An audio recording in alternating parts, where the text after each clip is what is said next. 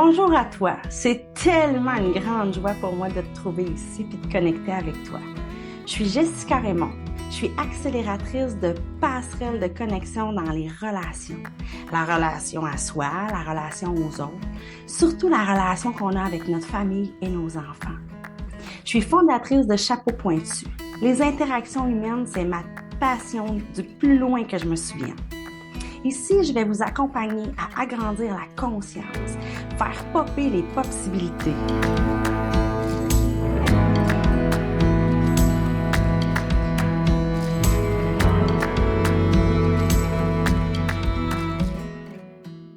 Chapeau Nama, on commence ça ensemble. Toujours une aussi grande joie de venir connecter avec toi, avec la femme en toi, avec la maman en toi, avec toutes ces parties-là de toi qui ont envie de collaborer, de se lier et d'être au service d'une vie riche, heureuse, harmonieuse, épique. Alors aujourd'hui, c'est super important pour moi d'apporter l'espèce de concept de responsabilité. Vous avez déjà entendu parler de ça, on va prendre responsabilité de ce qui nous revient, prenons responsabilité de notre vie, engageons-nous envers nous, prenons responsabilité. Oui, c'est super intéressant de prendre responsabilité. Mais comment je fais ça? Comment je fais ça au quotidien quand ça va vite? Comment je fais ça quand mes vieux schémas de réaction, de frustration, d'insatisfaction reviennent? Comment je fais ça quand j'ai beau tout savoir avec ma tête, j'arrive pas à le transposer lorsque je suis impactée émotivement? Comment ça se fait que dans ma tête, je les connais, les clés de communication, mais qu'est-ce quand ça me fait bang dedans parce que mon fils m'a manqué de respect ou parce que je ne me suis pas sentie libre de faire ce que je voulais dans ma journée ou que je me suis sentie push en faisant telle chose? Notre pilote automatique, il va s'organiser tout seul, vous le savez, parce qu'il réagit à ce qu'il y a à l'extérieur, qui est souvent des déclencheurs de schémas automatiques appris, connus et répétés, puis ça s'en va tout seul. Donc, le cerveau, si je ne dis pas quoi faire, si je ne donne pas de direction, puis si je ne reprends pas la maîtrise, il va se piloter tout seul. Donc, je me suis dit que dans cet épisode-ci, ce serait vraiment porteur et révélateur d'explorer une manière concrète de reprendre la maîtrise de soi, de la garder au quotidien, de voir qu'est-ce que je nourris à l'intérieur de moi parce que tout ce que je nourris grandit. Je me suis dit que ce serait révélateur que je puisse te partager ça, que tu puisses aller chercher les morceaux clés pour toi là-dedans et qu'on puisse aller au fond de qu'est-ce que c'est que ça, prendre responsabilité. Pour moi, prendre responsabilité, c'est d'aller voir ce qui se passe, sentir, ressentir, entendre ce qui se passe à l'extérieur. Lorsque je sens que ça m'impacte, de m'occuper de ce que ça me fait vivre à moi.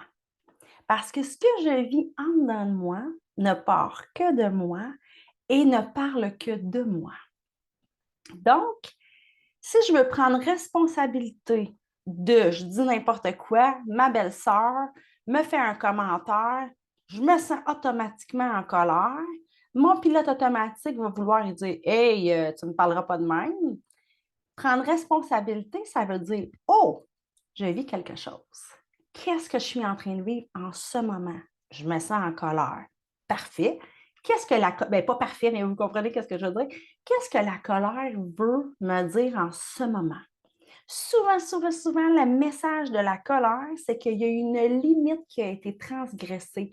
Comme si l'autre personne ou ce qui est en train de se passer était venu empiéter sur notre territoire vital, notre espace intime, notre intégrité. Donc, dans un scénario où je ne prends pas responsabilité de ce que ça me fait vivre, je suis impactée dans ma valeur de respect, je vais réagir à ce qui se passe, je peux tomber dans la confrontation puis la ramasser. Je peux faire comme si de rien n'était, faire le mort, faire comme si elle ne m'avait rien dit. Ou je peux prendre mes petites jambes puis changer de pièce, puis zipper ma bouche puis fuir. Si je me connais bien, et c'est un chemin d'une vie d'être en connaissance de soi, si je sais que je reconnais mes signes avant-coureurs à l'intérieur de moi puis que la colère vient de se manifester, Intérieurement, je me demande: «Qu'est-ce qui me fâche tant que ça? C'est quoi actuellement que la colère fait là, en dedans de moi? Comment je peux m'en occuper? Qu'est-ce que tu veux et quelle action ou quels mots ont besoin d'être dits, placés dans un espace de solution, alignés dans le moment présent pour que je puisse retrouver l'état souhaité de calme ou d'apaisement à l'intérieur de moi?» Vous savez, l'être humain a des besoins de base, hein. On a besoin de se nourrir, d'avoir un toit, de se sentir en sécurité.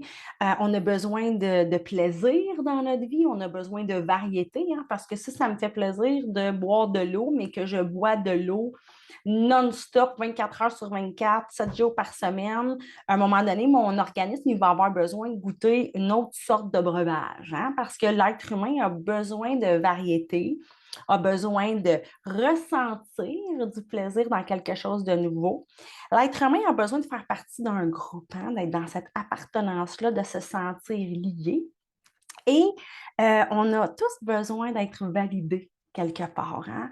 Et on ne veut pas se définir absolument juste dans le regard de l'autre, mais l'espèce de cadre évidence quand quelqu'un me dit Hey, j'aime ce que tu fais, ou ça m'inspire quand tu me parles, ou j'adore la façon que tu coiffes tes cheveux, ou tout ça, là, vient nourrir ce besoin-là de reconnaissance, ce besoin-là de se sentir unique, différent, spécial, distinct des autres êtres humains. Ça, c'est des besoins de base qu'on réussit à remplir avec plus ou moins de conscience. Tu sais, on s'organise pour être en sécurité, on ne prend pas trop des grands risques. Notre cerveau est un expert pour nous garder dans notre zone de confort. On a souvent des amis, une famille, on est liés. Quand on a un commentaire qui nous fait sentir dans les besoins de l'être humain aussi de se sentir vu, reconnu, digne aussi. Tout ça, c'est assez facile, entre guillemets, tout dépendant des contextes, d'y répondre. Les autres besoins, c'est que l'être humain a besoin d'évoluer, a besoin de progresser, a besoin de grandir. Et c'est pour ça, souvent, quand on arrive dans un plateau où il n'y a plus grand-chose qui bouge, se rappeler que l'humain a besoin de plaisir et de variété, on va comme trouver la vie fade un peu. On va sentir un vide, on va sentir que c'est monotone, tu sais. Alors, ici, avec Chapeau Nama, dans mon groupe Chapeau Pointu, dans toutes les années où j'ai enseigné la PNL, on a trouvé des façons, hein, comme être humain, de se nourrir, de grandir, de s'évaluer, de progresser, d'agrandir notre conscience. Tout ça dans un grand plan, puis c'est de contribuer, de faire partie de cette aventure humaine-là, hein, ce désir-là de laisser sa trace, que notre passage ne soit pas en vain, de pouvoir aider quelqu'un, de pouvoir inspirer, de pouvoir rassembler. Donc, ces deux besoins-là de croître et de contribuer, c'est des besoins, à mon sens, à moi, qui demandent plus d'attention à soi, qui demandent plus de focus, de déterminer nos objectifs, qui demandent plus de connaissance de soi, qui demandent ce désir-là de se rencontrer comme femme, comme maman, comme être humain. Je vous partage ça parce que dans mon approche avec la méthode pointue, avec ici à Chapeau Nama et toutes les expériences de vie que j'ai vécues et toutes les formations, j'ai envie de vous faire sauver du temps, de vous faire un condensé pour réussir à trouver cet alignement-là qui vous permet d'aller organiser vos stratégies en cohérence avec vos valeurs, votre manière d'être, votre manière d'agir pour pouvoir vous sentir aligné, cohérent, puis dans une vie vibrante, le fun, amusante, puis riche de sens. Donc, comment je peux faire concrètement pour prendre responsabilité de moi, de mes réactions, de mes pensées? Je suis convaincue que la seule place où j'ai du levier, la seule place où j'ai du réel pouvoir, c'est sur ce que je pense, ce que je dis, comment j'agis, les décisions que je prends, puis comment je me sens. Parce que mon état interne, il appartient à moi. Il est né en moi et il parle de moi. Donc, sachant ça, je vais vous partager un outil de conscience qui permet de reprendre la maîtrise de soi au quotidien, qui permet de se réaligner et qui permet de décider qu'est-ce que j'ai envie de semer, de nourrir dans mon dialogue interne. Ah, je vous ai déjà nommé, on pense 70 000 trucs différents par jour. Comment je peux faire en sorte que ces 70 000 trucs-là soient à mon service, qui me permettent de me sentir bien dans ma vie, qui me permettent d'avoir accès à la joie, qui me permettent d'activer mes ressources internes, qui me permettent de revoir mes stratégies, qui me permettent de me sentir hyper bien dans ma vie et que ça me permette de choisir ce que je pense, ce que je dis, ce que je choisis, ce que je sens. Vous savez, le cerveau est une machine hallucinante, une machine, un organe hallucinant, puissant. Et plus je comprends mes schémas humains, plus je comprends mon fonctionnement, plus je suis en contact avec qui je suis, puis que je connais mes déclencheurs, mes valeurs, mes stratégies, mes forces, que je suis capable de me dynamiser, ben, je peux me montrer au monde tel que je suis, je peux m'autoriser, je peux me permettre, je peux être vulnérable aussi de reconnaître que j'ai des zones de défi, que j'ai des parts d'ombre en moi qui font partie de moi. Ces parts d'ombre-là, je peux vous les voir arriver aussi. Donc, je vous fais le topo que chaque être humain a ce besoin-là d'être vu, entendu et reconnu. Peu importe notre âge, on est dans des besoins fondamentaux. Dans la contribution, ce qu'on veut, c'est pouvoir être inspiré intérieurement, inspiré extérieurement, sentir qu'on est en connexion et en relation avec le monde extérieur et non pas qu'on subit le monde extérieur. Il y a de l'information à l'extérieur qui rentre dans moi, ça me donne de l'information sur moi dans mon histoire de vie, ça me fait naître des croyances, des peurs, des rêves, de la foi, des espoirs pour le futur. Il s'agit de venir donner la direction au cerveau pour qu'il puisse arriver dans son pouvoir créateur de réalité. Donc, sachant qu'on ne peut arrêter le cerveau de penser, il est programmé pour ça. Je peux choisir ce que je pense, par exemple.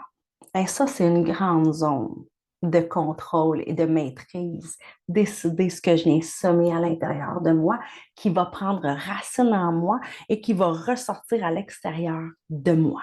Qui est cette cohérence-là entre mon monde intérieur et ce que j'acte et que je manifeste à l'extérieur. Prenons un exemple.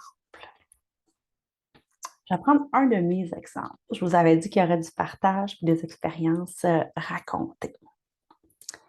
Sachant que ma seule zone de levier est dans ce que je pense, ce que je dis, ce que j'agis et ce que je sens.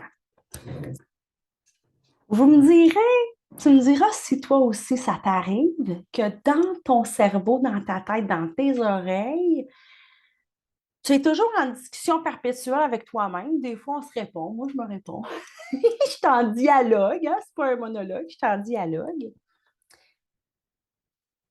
Imaginez-vous qu'on avait un triangle à l'intérieur de nous. Moi, j'aime les triangles comme dans Chapeau pointu. Un triangle. Il y a 3 pôles à ce triangle-là et c'est pour vous. Je prends l'image du triangle pour vous expliquer une partie du fonctionnement humain, une partie de comment nos stratégies s'alignent. Donc, prenons par exemple, j'ai une conférence à faire dans une école et il y a 2000 parents invités.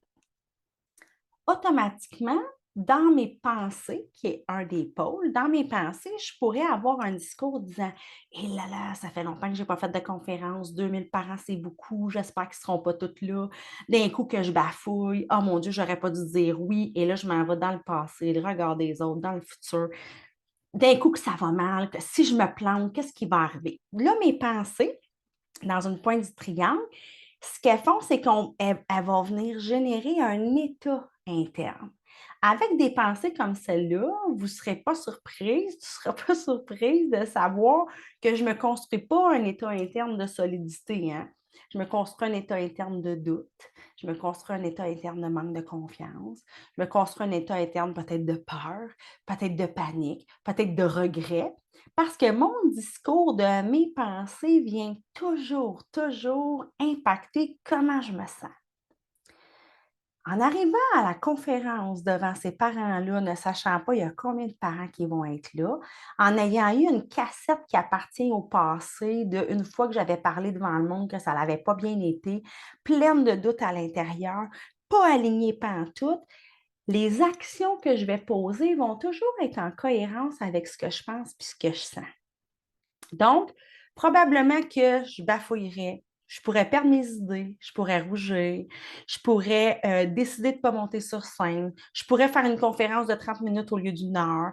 Il va y avoir des actions qui sont directement reliées en résonance avec ce que j'ai pensé puis ce que je sens dans moi. Mais là, ici, je vais t'inviter à réfléchir, à juste revoir ta journée d'aujourd'hui. Prends le temps d'évaluer comment tu t'es parlé dans ta tête. Qu'est-ce que tu t'es dit? Est-ce que tu t'es dit, ça va être une dure journée? Vivement que vendredi arrive. Est-ce que tu t'es dit, j'espère que mon chum finira pas trop tard? Est-ce que tu t'es dit, maudine de tabarouette que je suis tannée de me chicaner avec mes enfants? Est-ce que tu t'es dit, ah, dans le fond, je suis tellement pas une bonne mère, astique que je ne l'ai pas? Parce que ici, qu'est-ce qu'on se raconte? Ça devient comme un mantra, hein, sachant qu'on se répète 90 de nos pensées les mêmes jour après jour. Inconsciemment, on va venir se répéter des phrases souvent pas supportantes qui viennent créer un schéma de mantra non supportant qui nous désaligne, qui nous font sentir croche, pas à la hauteur, pas assez, trop, pas mériter telle chose. Puis ça, c'est à force de répétition et d'intensité, notre cerveau, il va coder des croyances comme si ça devenait la réalité. Et ça, c'est glissant. Parce que si je passe des années le matin en me disant, je ne sais pas moi, est-ce que je suis la moins bonne au bureau? Ou, est-ce que je suis pas capable de gérer mes émotions? Moi, je suis pas capable de gérer mes émotions. Ou, ah, moi, je fais tout le temps des gaffes. Ah, moi, je fais tout le temps des gaffes.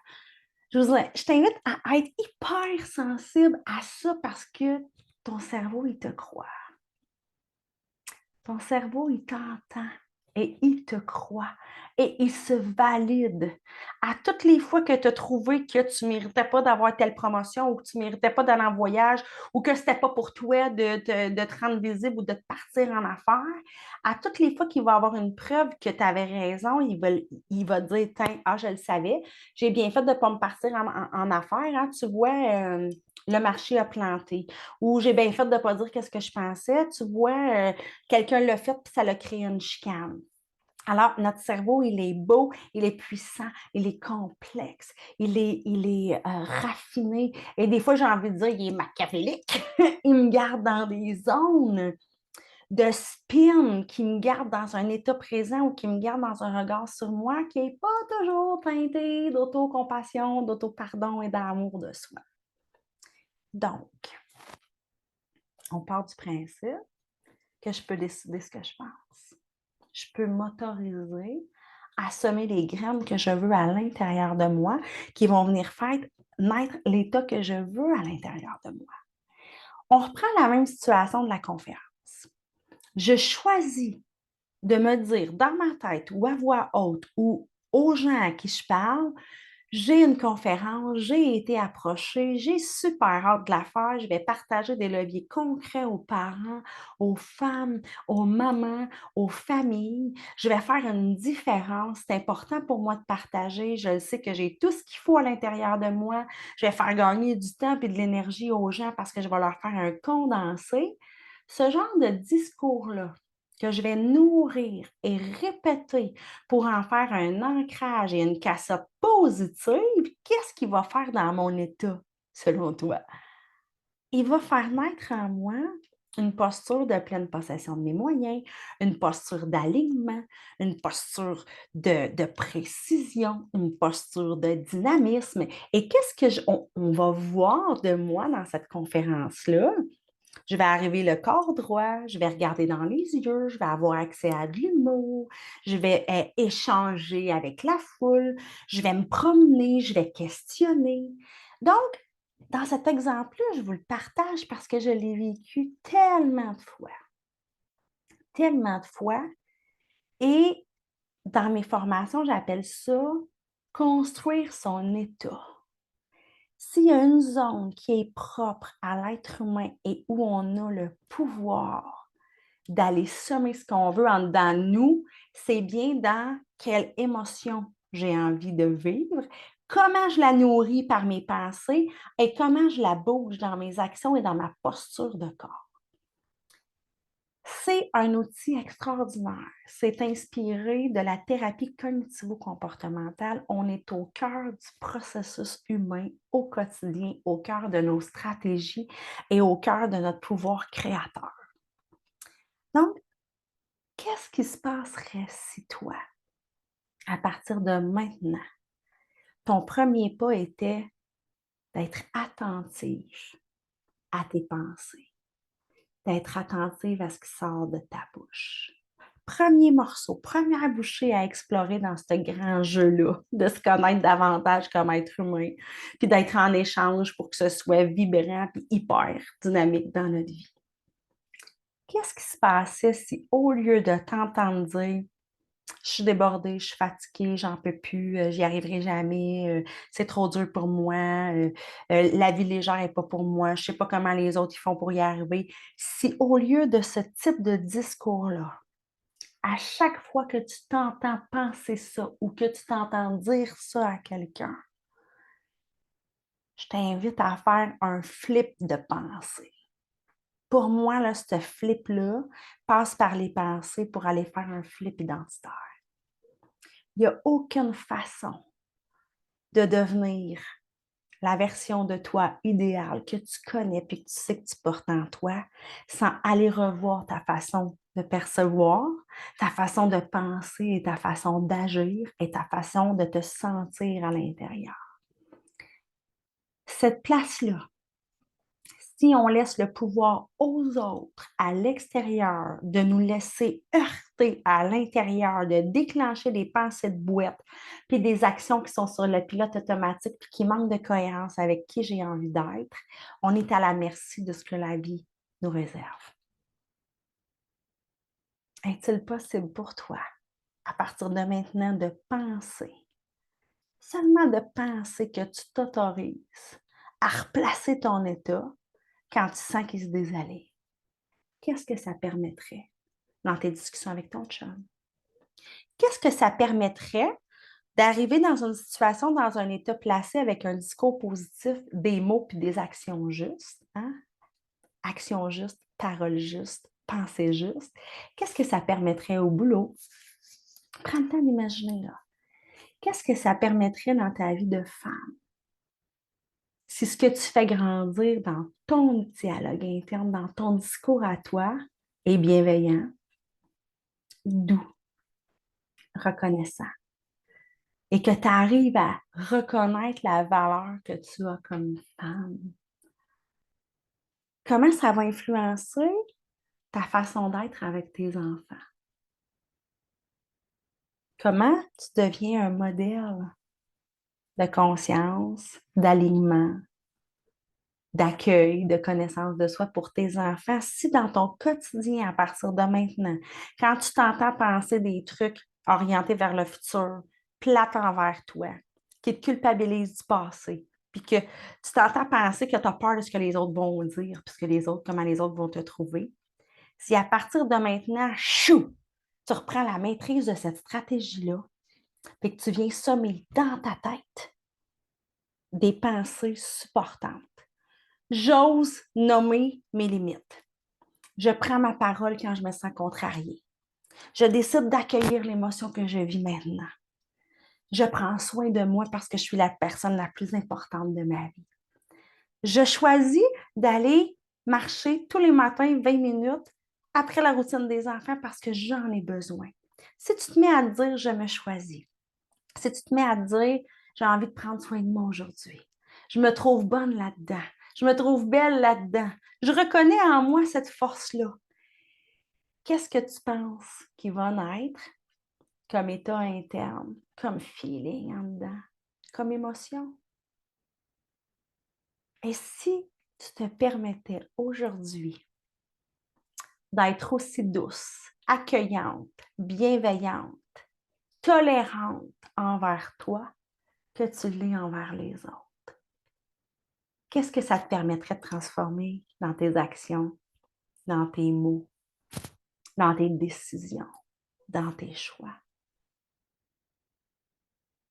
Et si à partir d'aujourd'hui, les mantras que tu te répètes sont teintés d'amour, qu'est-ce que ça permettrait?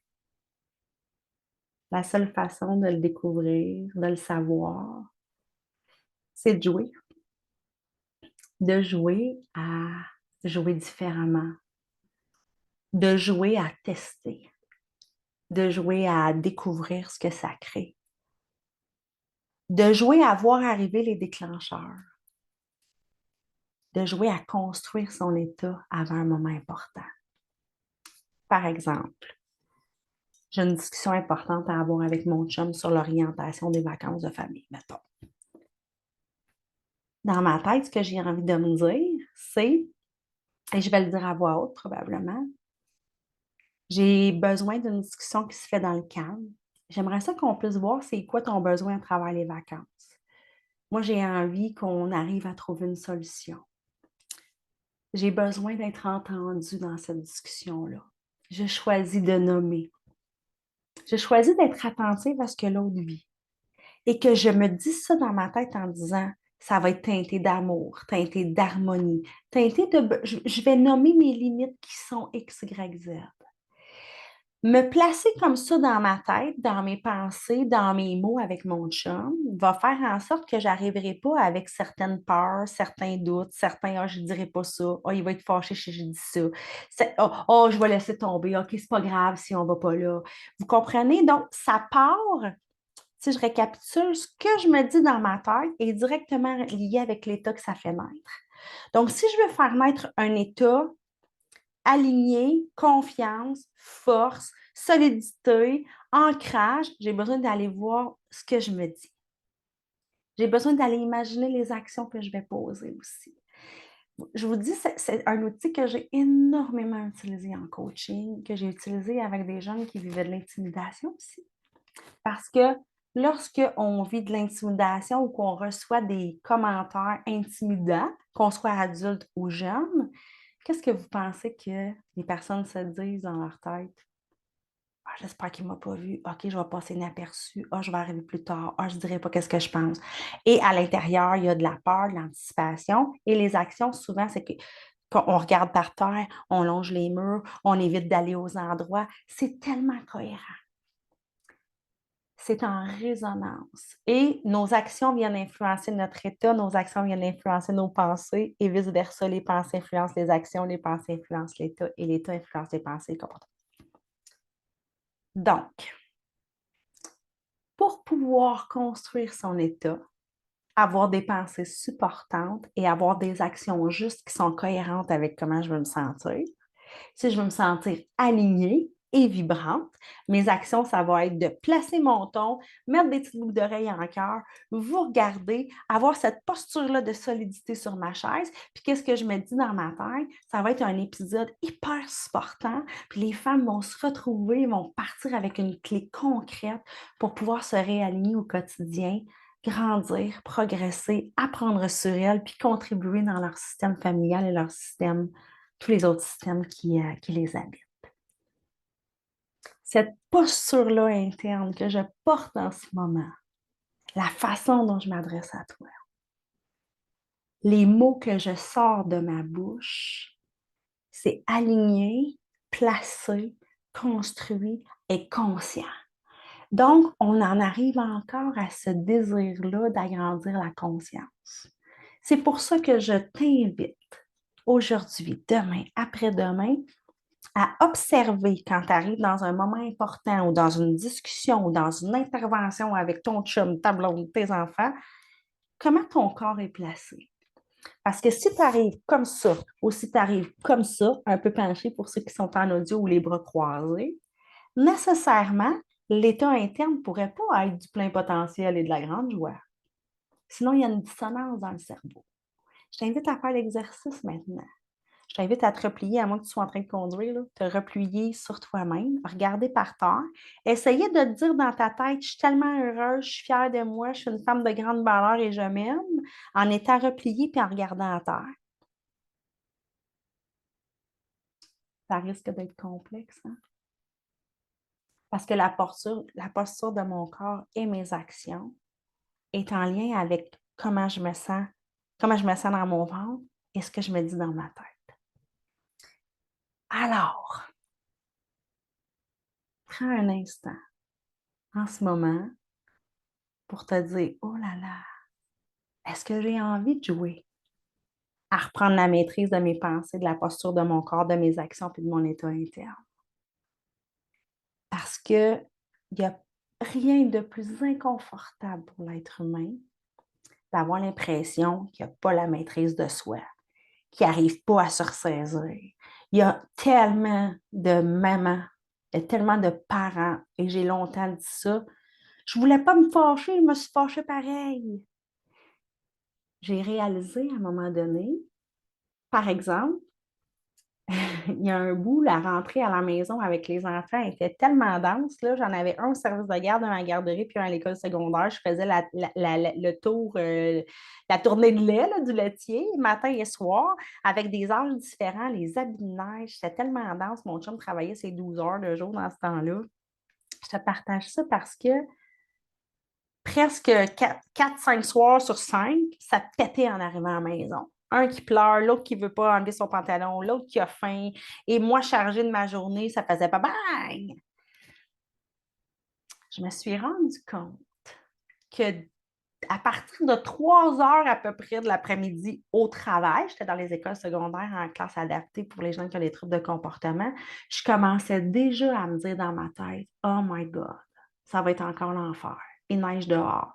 Oh mon Dieu, j'espère que mon deuxième va être plus calme. Oh, qu'est-ce que je vais leur faire à souper? Je suis déjà fatiguée. Ces pensées-là faisaient naître en moi déjà un stress, une forme d'anxiété, plein d'anticipation.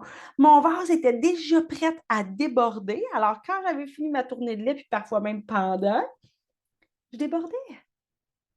J'avais inconsciemment construit un état de surcharge avant même de vivre l'état de surcharge. Imagine-toi. Mais à ce moment-là, douceur envers moi, je n'avais pas la conscience de cette clé-là, de comment je peux choisir de me dire autre chose dans ma tête. Comment je peux me prendre soin de l'état que je veux laisser grandir en dedans de moi et de quelle action juste je veux poser. C'est intéressant, trouves-tu? Hmm, très intéressant parce qu'à partir de ce moment-là, lorsque la connaissance arrive, que le goût de jouer avec arrive, puis que tu commences à explorer, à expérimenter, puis à aller collectionner toutes les petites preuves que quand tu as pris soin de ton état, de tes pensées, puis que tes actions sont cohérentes avec ça, tu te dis, mais c'est un super pouvoir, ça. C'est un super pouvoir pour que je sois mieux dans ma vie. Alors, avec cette stratégie-là qui résonne en toi puis que tu as le goût d'explorer, ça ne veut pas dire que demain matin, tout va être réglé comme une baguette magique. Parce qu'on est des êtres humains, que ça va vite, puis que parfois nos circuits font F8, t'es en maudit, ça va plus vite que la conscience. En même temps, c'est un muscle qui s'exerce, la conscience. S'observer, réaliser, trouver ce qu'on a besoin, sommer ce qu'on veut dans notre tête, s'ajuster puis être plus heureux au quotidien. Je ne sais pas si toi, tu t'entraînes. Moi, je prends soin de mon corps et je m'entraîne physiquement depuis plusieurs années. C'est arrivé en même temps, d'ailleurs, que c'était très dense dans ma vie puis que j'ai choisi de me choisir. J'ai réalisé qu'à travers le mouvement, je devenais un être humain avec beaucoup plus de clarté dans sa tête, beaucoup plus positionné dans un état supportant avec des actions plus cohérentes, hein, parce que c'était pas cohérent avec la maman que je voulais être, de s'emporter puis de devenir hyper impatiente. Alors, je te partage ça parce que sais, quand on commence à s'entraîner, puis que ça fait 3 semaines, un mois, tu sais, qu'on va au gym, puis qu'on fait, voyons, ça paraît même pas encore. Ça se peut qu'on ait le goût de lâcher tout ça, hein? Je sais pas si tu as expérimenté ça de ton côté. Donc,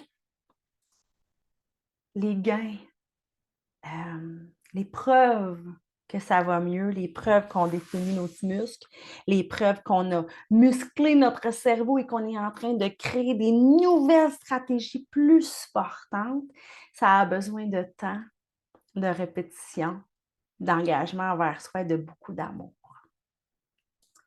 Donc, je t'invite à, premier petit pas, observe tes pensées, la posture de ton corps. Et dès que tu n'es pas satisfaite de ce que tu es en train de te raconter dans ta tête, puis de comment ton corps est placé, et que ça fait naître un état insatisfaisant, qu'est-ce que je veux à la place? Réorganise.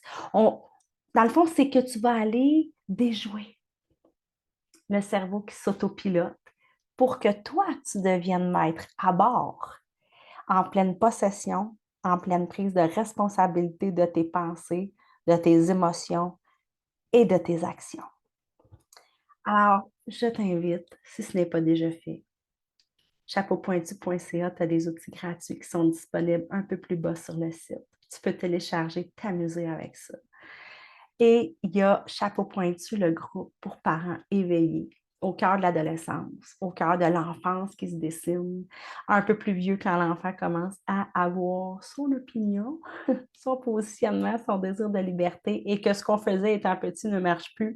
On a besoin d'être outillé, d'être équipé. Alors, je t'invite à venir grandir, progresser, apprendre sur toi, explorer, parce que je pense réellement que le territoire le plus intéressant à découvrir se cache sous ton chapeau.